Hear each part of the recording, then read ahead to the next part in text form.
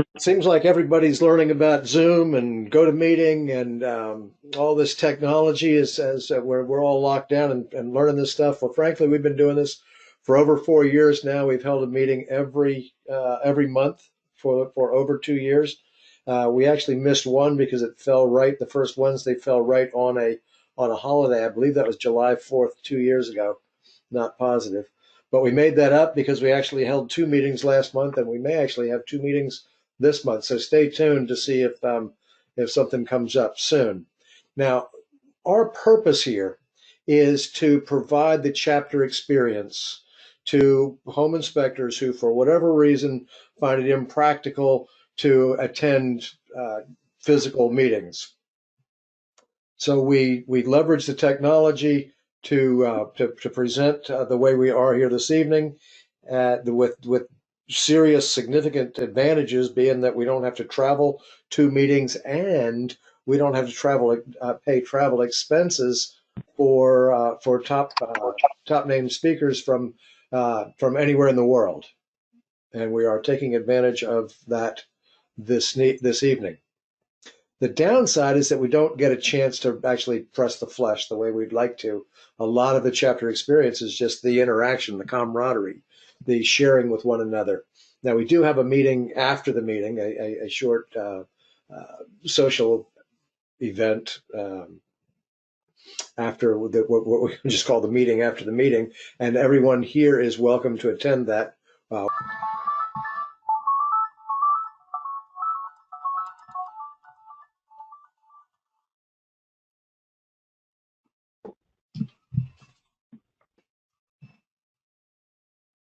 I fooled you, Hollis.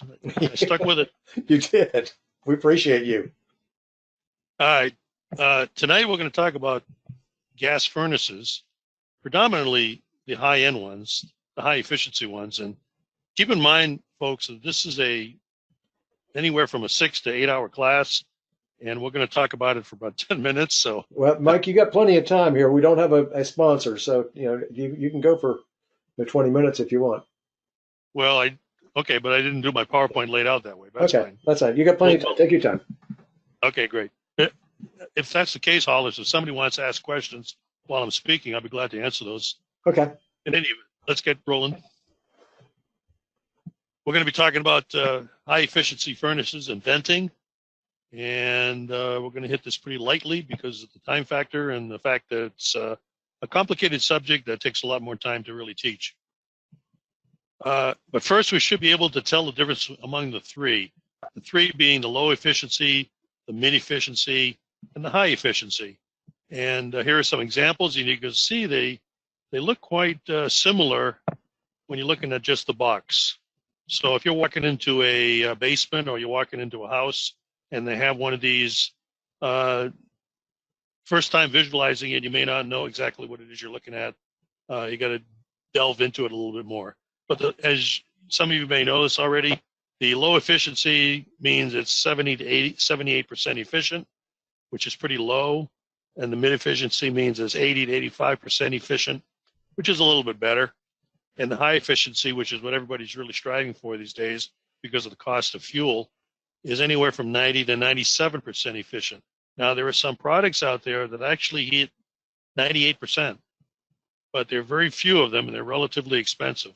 So anywhere from 90 to 97 is pretty common in this category. Here are some examples of low efficiency furnaces. You can see where they're getting their combustion air right from the front cover right here. Same thing with this one. They're getting their combustion air through this slot, and that's going to be living space air they're getting it from, which is not really considered a good avenue for taking in air. Air should be coming in, both combustion and makeup air should be coming from the outside, which is fresh air, not from the inside. And if you do the math on these, if you calculate how many cubic foot of air is required to combust 1 cubic foot of gas, you're going to find that you're going to have some pretty large rooms to deal with, which in the old days when they built these big houses had that capacity perhaps, but not so much anymore. Typical 2,000, 2,500 square foot house is not going to be anywhere close to the amount of combustion needed for these furnaces, which is why you need an outside source now. That's pretty mandatory. Now, keep in mind that these low efficiency furnaces might still be around. People might still be using them. They have an average lifespan of 15 to 18 years, but I've seen them, I wouldn't say a lot, but I've seen them regularly over the years at 25, 30 years old, and they're still chugging along. Are they efficient at that age? No, they're not. You can forget about that 70 to 78%. They're probably more like 55 to 60% efficient at that point, mostly because of their age, but they're still around. You're going to run into them. Here's some examples of mid-efficiency furnaces. Mid-efficiency furnaces don't rely on environmental air to move back and forth. They have an inducer fan, which causes the product's combustion to roll up through this sealed compartment right here, which is the flue. So this fan, any product's combustion being developed down here, this fan is going to push this up, this sealed compartment, and outside and away from people. And that's one of the big differences between a low efficiency and a mid efficiency is the induction of the products of combustion being blown out. Here's a close-up. We have our monoports here, which is where the combustion takes place. In the old days, very common for home inspectors to try to inspect these in a house. And I'm not sure if anybody's still doing that anymore. Perhaps they are, but it's become a big liability. So I know for a fact a lot of inspectors discount inspecting the burner system because they're real difficult to see completely, and they're dangerous if they get damaged, which they will over time. Comparison between a mid and a high efficiency furnace. Here we have a single heat source. We have the blower blowing air across the heat exchanger right here, and it's got one heat exchanger. So what isn't being utilized as internal heat is going to be blown up through the flue, which is wasted heat, and that's a heat we have to pay for every month. The inducer fan is typically going to be a fixed speed. They got a single stage valve, gas valve here. 80% gas usage efficiency. That means 20% is being lost or blown out and not utilized, but we have to pay for anyway. And single speed blower motors. In a mid or high efficiency, in a high efficiency, we have two heat exchangers. We have the primary and the secondary. So any unused energy utilized by the primary heat exchanger is being recaptured and reheated with the secondary heat exchanger. So that's what increases the efficiency. We have a precise modulating gas valve, a variable speed inducer motor. It'll adjust itself automatically depending on the use of the furnace, and a variable speed blower motor. So all of these put together add up to much better efficiency.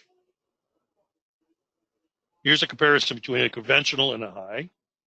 We have a single serpentine heat exchanger here.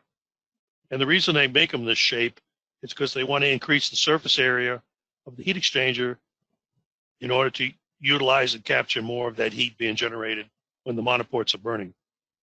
We have a single gas exhaust flue, single stage blower usually.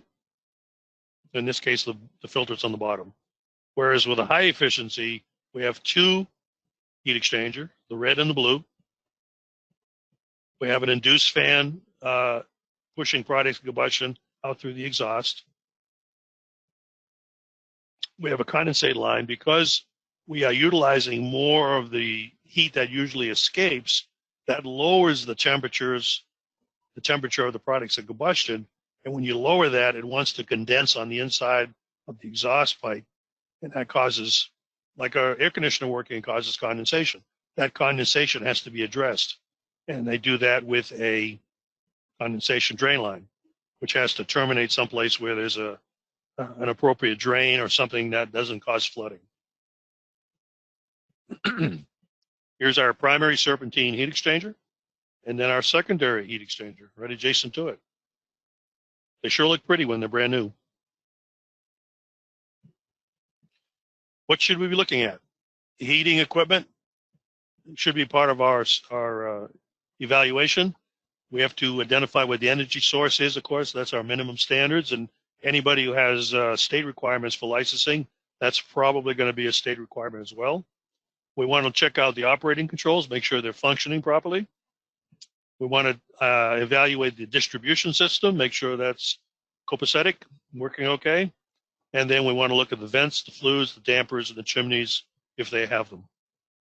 We are not required to look at the heat exchanger itself. Again, I mentioned them a minute ago because of the exposure to being sued over them. We don't have to evaluate gas logs or grills or stoves. We don't have to evaluate space heaters or humidifiers or air purifiers, heat reclaimers, or solar heating devices. Some of you folks might actually do those things, but that's going to be a business decision you made and not a requirement. For example, I do solar panels all the time in my area because I live in a state where there's a lot of sunshine, so solar really works well. Safety devices for high efficiency furnaces. We have our serpentine heat exchanger. We have our secondary heat exchanger. We have our inducer fan. We have our variable speed blower. We have our combustion air. This is an outside air source. Now, outside can be attic source. The attic is considered an outside airspace for this purpose. So you can get your air from the attic, or you can get your air from the actual outside outdoors. So we have our combustion air, number one. We have our exhaust vent, number two. Those are products of combustion being exhausted. We have our heat switch right here, and that shuts down the furnace if the flame rolls out of the front of the burner compartment. That was one of the major issues with a low efficiency furnace, is that you would have flame roll out, and especially when they got some age on them, and it was very difficult to control that. That was number three. Number four is our pressure switch right here, differential pressure switch. Make sure the induced draft fan is running and that the vent isn't blocked. These are all safety features. We have our condensate drain line attached here because the products of combustion are going to be much cooler, and as a consequence, condensation is going to occur on the inside of that pipe. Gravity is going to make it drip back down, and that condensation line is going to take it to the reservoir right here. If there's not a readily available drain, then a reservoir is used. Blower cover interlock prevents the furnace from running if the blower compartment door is off. Many inspectors open these things up, and in order to make them run, they have to sidestep the switch by putting tape over it or some kind of mechanism to make it think that the cover is still on. Condensate reservoir, and our drain line going to a drain or some appropriate place like outdoors or someplace where it's not going to cause damage. Pretty straightforward when you see it inside view. So what makes it high efficiency? There are basically three types of furnaces that are typically found in most homes. Conventional furnace, as I mentioned earlier, 80% steady state, 60% seasonal. Ooh, that's new terms. Mid-efficiency furnace, 80% steady state, 80% seasonal. And high-efficiency furnace, 90+% steady state, 90+% seasonal. Okay, so what does steady state mean? Refers to how much usable heat is created when the furnace is running. Conventional gas or oil furnaces have steady state efficiencies of roughly 80%. What does that mean? When the furnace cycles on, 20% of the heat that is generated goes up the flue, while the remaining 80% heats the house. That's a big chunk of change right there, and it's also a big heat loss. When the furnace cycles off, the cool down and house heat goes up the chimney via the flue. Picture this: when your furnace turns on, there's a volume of cold or environmental air in the ductwork that has to be pushed out before the heat reaches the individual rooms. And the same is true when the furnace turns off. You've got all this heated air in the ductwork that is no longer being pushed by the fan motor because the furnace shut off. So that's wasted heat. That's air that's been heated that can't be utilized in the living space. And what it's going to do is just sit in the ductwork and cool down. We're trying to recapture that heat. That's the whole point. Hey, Mike. Yeah. I had a question about combustion air. Yes. Can combustion air come from the crawl space with the high efficiency furnace installed in the crawl space as well?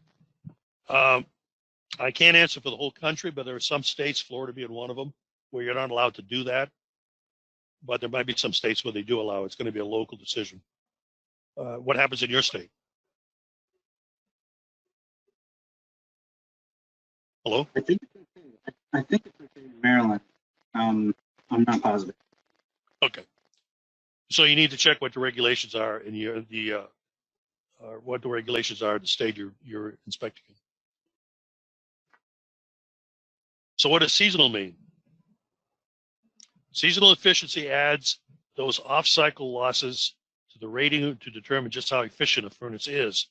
Off-cycle, like cool down and startup times, residual air in the ductwork, escaping in-house air up the flue, heat that escapes up the flue, etc. Some of the things I just mentioned a second ago. So taking all that into account, a conventional furnace rated at 60% seasonal means if you spend $1,000 a year on fuel costs, $400 is going up the flue, and the rest is going into the house. That's a lot of money. 60% heating, 40% wasted. High efficiency is trying to utilize that escaped heat or unconventional heat and recycle it back into the home so you're getting more bang for your buck. Here's an alternative. Now, this is a very limited approach because most ductwork is going to be in the attic someplace, or if you're in a condo, it might be in a drop ceiling. But the point is, this only works when the ductwork is in the conditioned space. And I mentioned earlier that we have this heated air, this heated static air inside the ductwork. Once the furnace shuts off, that heat just sits there because it's not being pushed through anymore. So that's wasted heat because it's not being utilized in the living space. But with vinyl ductwork, when the furnace turns on, and it works for air conditioning too, but when the furnace turns on, the ductwork inflates, and that heat is coming out those little pinholes you see. There's a similar line of them on the opposite side. Unfortunately, nobody wants to really look at these. You have to have an open floor plan in order for this to work, because as I said a minute ago, the ductwork has to be in the conditioned space. Now, once the furnace shuts off,